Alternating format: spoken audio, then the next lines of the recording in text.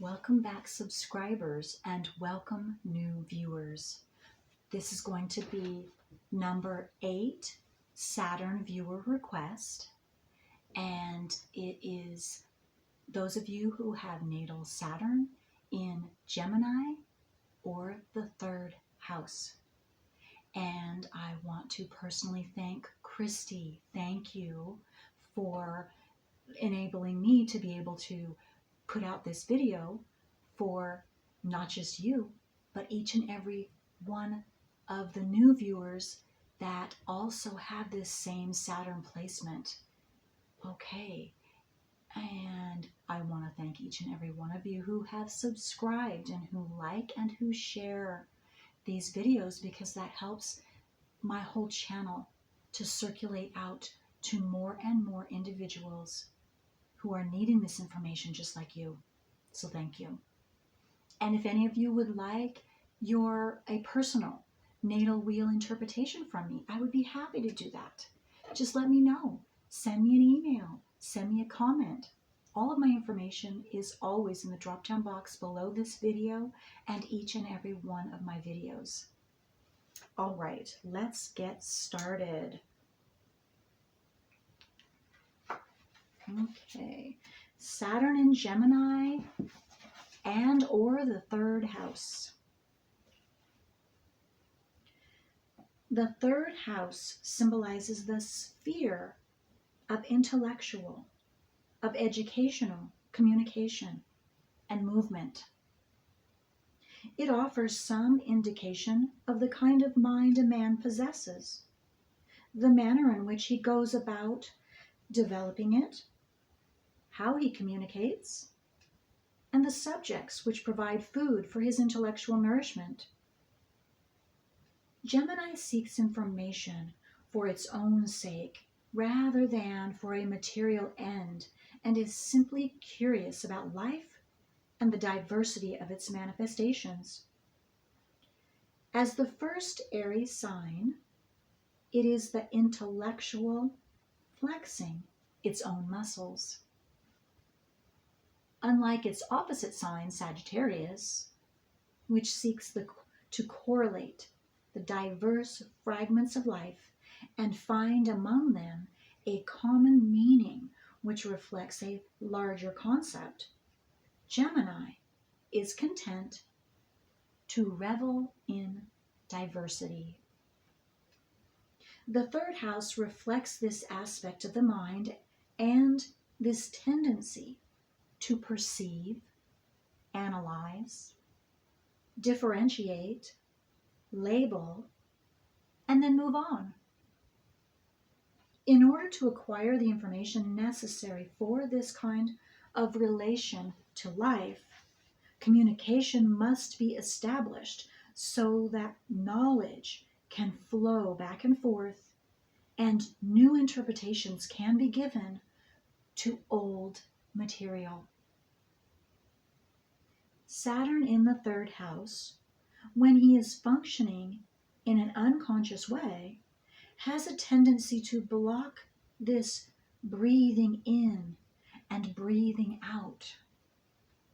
He places strain on the faculty of easy communication and often produces a fear of that which is new, unexplored, and irrational. The flight of the mind is grounded by the demand for empiric information, for that which has been tried and proven safe. From this, we may see some reason for the connection often suggested between Saturn's associations with Gemini, the 3rd house, and Mercury, and diseases of the lungs, particularly asthma, an illness which medical science recognizes as psychosomatic or functional in nature. There appears to be a symbolic relationship between the biological phenomenon of breathing, whereby oxygen is brought into the body, and the psychological need for intake of information about the environment. both appear to be equally necessary for survival. The former for bodily survival, the latter for psychic survival. There are various internal situations which are often associated with a third house Saturn, but they all tend to reflect this symbolic inability to breathe freely with the intellect. The individual who has a child is denied education or given a narrow and restrictive education is common, and this often mars his capacity to approach life with fresh mental interest later because his creative mental faculties have never been stimulated. Equally frequent is the only child who is denied companionship and communication with others of his own age and finds that later in life he has lost the faculty for spontaneous communication. Often there is fear behind the apparent paralysis of the mind, which sometimes occurs. The child may be considered stupid. Well, that's sad. Stupid because he is silent. Aw, I'm sorry. Or he may have been constantly criticized for his speech and has learned to keep his thoughts to himself. And I just got to, some of you might have grown up with some type of speech impediment. I just got. And this would be why it's this energy of Saturn, whether you have it in Gemini or in your third house, for some of you. Okay. And later on, when there is no longer a disapproving parent or teacher to criticize, he finds that he has lost the capacity to share his innermost thoughts. Speech defects and difficulties also occur frequently with Saturn in the third house. These are often functional and are based on fear and insecurity, such as stuttering or stammering. Also common is the individual who simply cannot communicate easily, particularly about those personal and ordinary matters which are the traditional province of the third house. And what I was just getting also, for those of you that have had or still might have any of those speech stuttering or speech impediments in any way, that you listening now and finding the origin, and now you have the conscious awareness of the astrological zodiac sign and house placement of this Saturn, this is where it's coming from, then you can now consciously take care of it. And I just see it as soon as you have mastered this awareness, it goes away. It goes away.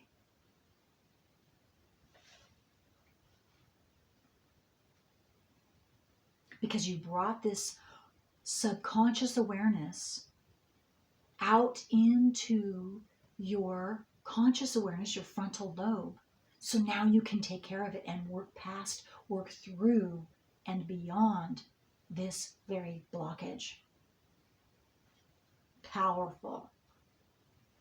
Because you do have control of this. And again, this is where it's coming from.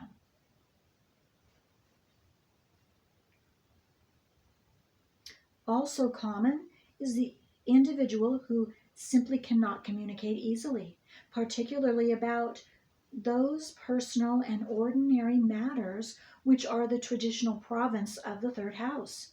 He may display unusual mental gifts, concentration, and depth of thought. But he finds it most painful to participate in the quote-unquote small talk. which serves as a symbolic gesture of common humanity. Exactly. Exactly.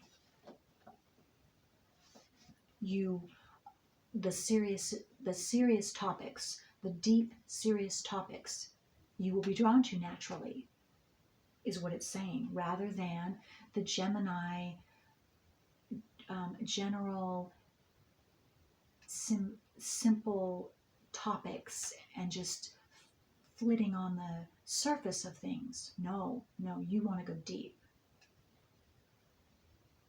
because it's Saturn. And I had something else I guess that left me. Okay. To the man with Saturn in the third house, speech must contain items of serious interest. There you go. And he may display an unusually pedantic quality in his speech and his writing. For Saturn dislikes superficiality. There you go. Okay. With all of these various expressions, a common thread remains, and it is connected with the frustration of the mind and of communication. There is inevitably a feeling of isolation with this placement because the mind is generally deep and by nature serious, and there is usually some fear of being humiliated or of sounding silly or foolish to others. There is frequently a feeling of inadequacy about the mental equipment, although Saturn in the third house is often a brilliant scholar. The brilliance, however, is rarely from intuition, but rather from many long hours of painful concentration and self-discipline. Information must be concrete and provable to be of use to Saturn. And this tendency to crystallization of knowledge is antithetical to the light and purposeless meanderings of the third house. To Mercury, all information is of use, even if it is not the truth. And again, she mentions Mercury because Mercury has to do with communication, the third house, and is the planet for Gemini. The phenomenon of overcompensation may also be observed with Saturn in the third house. Often the individual may be one of those who talks a blue streak, and this tendency to loquaciousness, apparently in contradiction to the ordinary reading of Saturn here, is also apparent with Mercury-Saturn configurations and with Mercury in Capricorn as well. Inevitably, the subject of conversation will range in every field except those which truly mean something to the individual.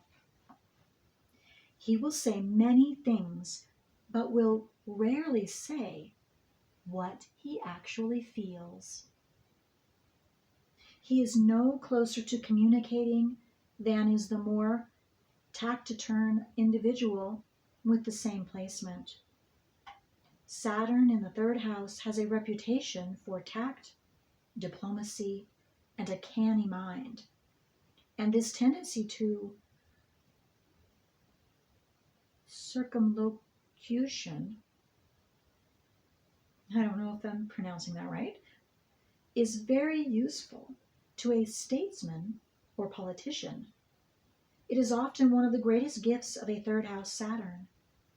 But this does not ease the isolation of the individual. It only increases it, for he cannot truly express himself. The more silent type of third house Saturn is a more typical expression. His field of interest may often be an earthbound and occasionally a narrow one, although he will generally be careful, thorough, and methodical in his thinking. Sometimes one may meet a kind of thick-headed, obstinate, almost deliberate stupidity with Saturn in the third house. And it is difficult to imagine that this creature and the brilliant mental gymnastics of the accomplished statesman may reflect a similar inner sense of fear and inability to share personal thoughts and feelings. But Saturn is rarely stupid. He may tend to cling to that which is pragmatically provable because he feels uneasy in lighter and more irrational realms. Saturn in the third house often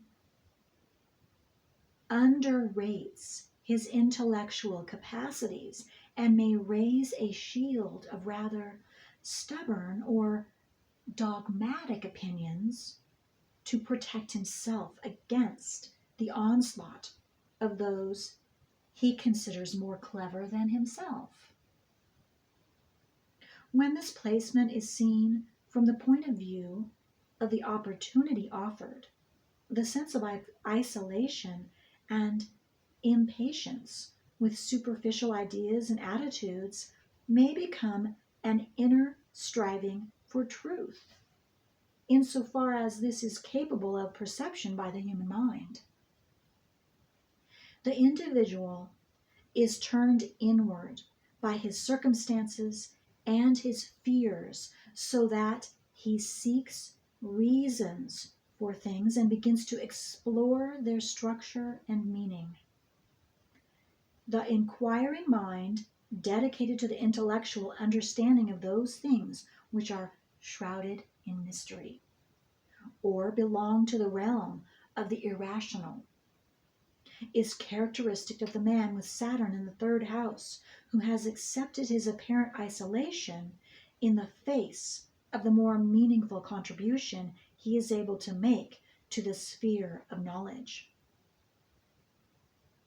Saturn only becomes dogmatic when the man is afraid of the unknown and of his own lack of knowledge and of intellectual training. The suggestion with Saturn's placement in the third house is that the knowledge must be acquired through experience and personal observation, and that the training must be taken from life itself. No other education will suffice, because to the person with this placement, Saturn's inner strength and independence must be applied to the development of the mind. There's often a connection drawn between accidents, particularly those occurring during travel, and the third house. As this house is linked with mental and physical motion and coordination, it is often called the house of short journeys, both of the body and the mind. It is of some value to explore this idea of accidents and of what is called the accident-prone tendency, as it is often suggested by afflicted planets, particularly Saturn, in the third house.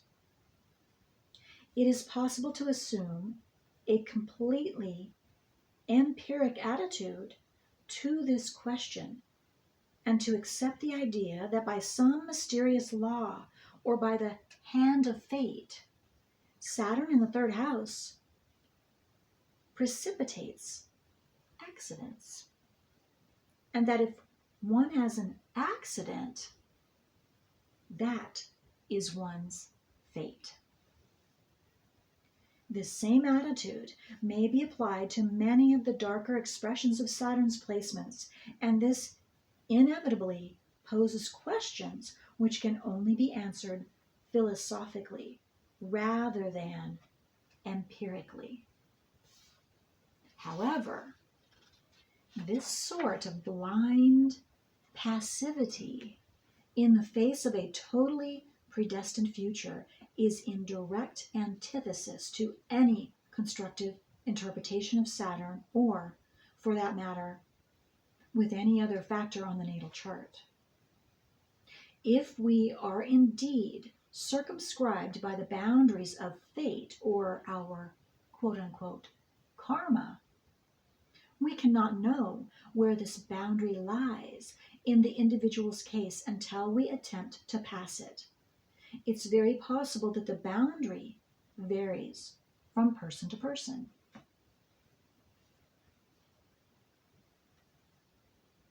It is apparent that in many instances, Saturn in the third house is concurrent with a fear of those things which are new, untried, irrational, or uncontrollable, and which require a genuine sharing of minds on a personal level. Psychology has recognized for a long time that many apparently accidental injuries and illnesses are in reality a kind of arrangement constructed by the unconscious mind of the individual to avoid a situation which looms in the future, or to achieve attention or power within the personal environment. This kind of situation occurs with some frequency in the case of Saturn in the sixth house, where it has often expressed through illness or hypochondria. It is often expressed as an accident-prone tendency with Saturn in the third house, and it will usually be found in these cases that if the individual's inner life is examined with some care, the motive for the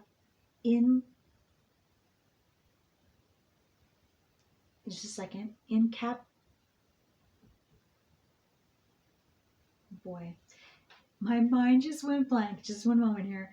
Incapacitation. Oh boy. Okay. I'm just going to spell it out.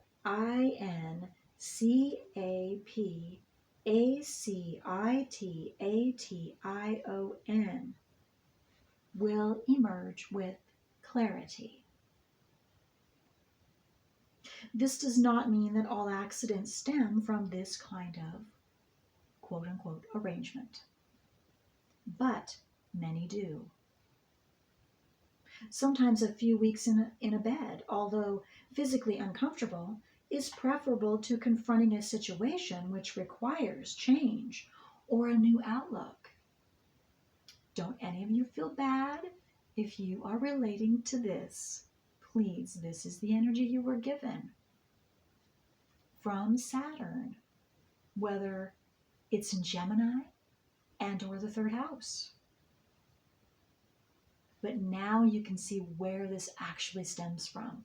So now you can consciously look back, like that one word I could not pronounce said. You dig back into the details, you then will be able to figure out what actually was going on and why you chose to do that for yourself. Whatever you were scared of facing at that time. It is inconceivable to many people that a man could deliberately injure himself or make himself sick because he does not wish to deal with a problem in his life. It is not the conscious personality which decides such things, but the forces of the unconscious, which are fully capable, under certain exceptional conditions, of even destroying the man, physically or psychologically. The latter being termed insanity. We know very little about the amount of power contained in the darker portions of the psyche, but we are learning that it merits our respect and our careful handling. Saturn is frequently responsible for the repression of fears and resentments because he is symbolic of the shadow. And the ordinary man does not wish to consider that the qualities he despises the most may exist within his own psyche. Nor will he readily admit that his judgment may be in error and that these qualities can be positive, constructive, and of use to him. The acceptance of responsibility necessary for a comprehension of Saturn is not the mea culpa which condemns, but a recognition that the human mind may have more power over the arrangement of one's outer circumstances than we care to admit, and that there is much that we do not know about ourselves. When this attitude is related to accident proneness and to Saturn in the third house, it is possible to avoid the necessity of an accident if the unpleasant situation precipitating it is recognized. And now, those of you viewers that are listening, now, yes, you now know this consciously so that you now have the opportunity and the ability to now discontinue those types of accidents for those of you that this pertains to. You can take responsibility now where you couldn't before. You didn't have this conscious awareness. Again, there is no blame. No one's at fault. This is what you were given at the moment you were being born. This energy of Saturn, this specific energy of Saturn was coming to you specifically for you to learn what I just was reading. It's awesome, awesome. And each of us have Saturn in our own specific zodiac sign and house placement. Okay. Even if one considers the reality of karmic obligations, it is unlikely that anything occurs to a human being which is not necessary for his growth or the growth of the group, and the ordinarily not ordinarily, orderly, and the orderly beauty of life as it is reflected by the horoscope scarcely implies that the random and senseless suffering is part of that order. Saturn always strives for the truth. It is man's fear of this motivation within himself that brings about the catastrophe. For the restless search, maybe it is restlessness, but for the restless search for reality as symbolized by Saturn threatens his most cherished illusions. Okay. And at that is the end of this reading. And if any of you would like a written copy of what I just read, let me know. I absolutely will need your email address. So you can send me an email. You can send me a comment, but I need your email address in that comment. So that's all I have until next time. I hope this was helpful.